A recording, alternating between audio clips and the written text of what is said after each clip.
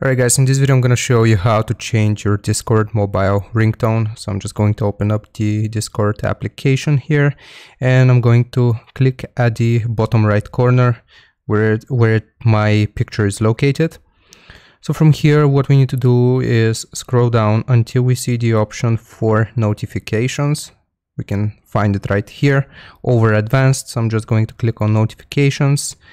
Then here what we need to do is select system notifications, get notifications outside of Discord.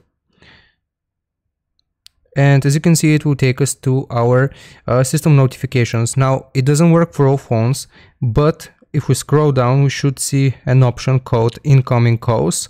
Just click on here, and if you're lucky and your phone allows you to change it, you will get the option to change the incoming ringtone sound for Discord mobile. Now unfortunately it's not there for me, but that's where you find the setting.